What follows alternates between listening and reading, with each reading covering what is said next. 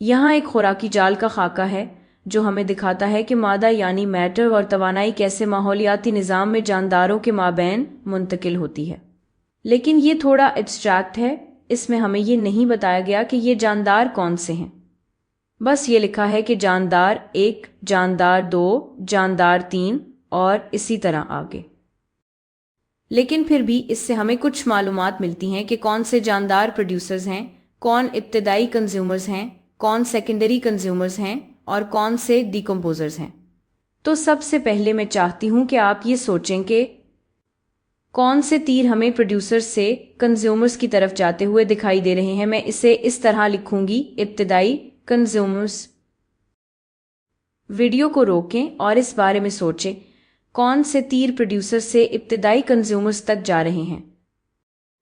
اب خوراکی جال میں جاندار پروڈیوسرز کو پہچاننے کا آسان طریقہ یہ ہے کہ اس کی طرف کوئی تیر نہیں آ رہے ہوتے، اس سے صرف تیر باہر کی طرف جا رہے ہوتے ہیں، تو جاندار 1 پروڈیوسر ہے۔ جاندار 5 بھی ایک پروڈیوسر ہے۔ یہ اپنا مادہ یعنی میٹر اور توانائی کہاں سے لیتا ہے؟ یہ اپنا مادہ ماحول سے لے رہا ہے اور زیادہ تر صورتوں میں توانائی سورج سے آ رہی ہوتی ہے۔ اور جو جاندار پروڈیوسرز کو کھاتے ہیں وہ ابتدائی کنزیومرز ہوتے ہیں، تو یہ ایک تیر ہے جو پروڈیوسر سے ابتدائی کنزیومر کی طرف جا رہا ہے۔ یہ بھی ایک تیر ہے جو پروڈیوسر سے ابتدائی کنزیومرز کی طرف جا رہا ہے، اور یہ بھی ایک تیر ہے جو پروڈیوسر سے ابتدائی کنزیومرز کی طرف جا رہا ہے۔ اب جب یہ ہو گیا تو سوچیں کہ کون سے تیر ہمیں دکھا رہے ہیں کہ یہ ابتدائی کنزیومرز سے سیکنڈری کنزیومرز تک جا رہے ہیں۔ ویڈیو کو روکیں اور اس بارے میں سوچیں۔ ابھی میں نے کہا تھا کہ وہ جاندار جو پروڈیوسرز کو کھاتے ہیں یہ ابتدائی ہیں، پی یعنی ابتدائی کنزیومرز۔ یہ ایک ابتدائی کنزیومر ہے، یہ بھی ایک ابتدائی کنزیومر ہے۔ سیکنڈری کنزیومرز تعریف کے لحاظ سے وہ جاندار ہیں جو ڈیکمپوزرز نہیں ہیں، لیکن وہ ابتدائی کنزیومرز کو کھا رہے ہوتے ہیں، تو ان کی طرف تیر ابتدائی کنزیومرز سے آئیں گے اور باہر جائیں گے یا تو دوسرے سیکنڈری کنزیومرز کی طرف یا ڈیکمپوزرز کی طرف۔ تو یہاں پر تیسرا جاندار ایک سیکنڈری کنزیومر ہے، یعنی ہم ابتدائی کنزیومرز سے سیکنڈری کنزیومرز کی طرف جا رہے ہیں، تو یہ تیر ابتدائی کنزیومر سے سیکنڈری کنزیومرز کی طرف ہے۔ یہ والا تیر دلچسپ ہے، یہ سیکنڈری کنزیومر کو کھا رہا ہے، لیکن آپ دیکھ سکتے ہیں کہ چوتھے جاندار کی طرف صرف تیر آ رہے ہیں، جو کافی اچھا اشارہ ہے کہ یہ ڈیکمپوزر ہے۔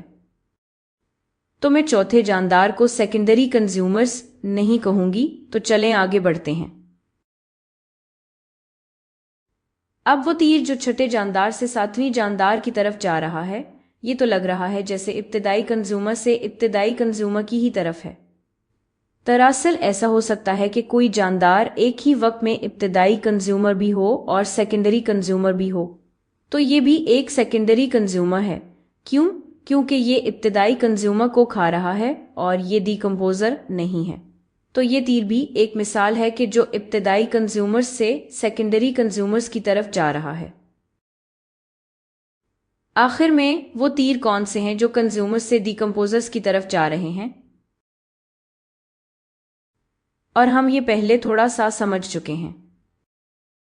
ویڈیو کو روکیں اور اس بارے میں سوچیں۔ یہ واحد ڈیکمپوزر ہے جو اس خاکے میں دکھایا گیا ہے۔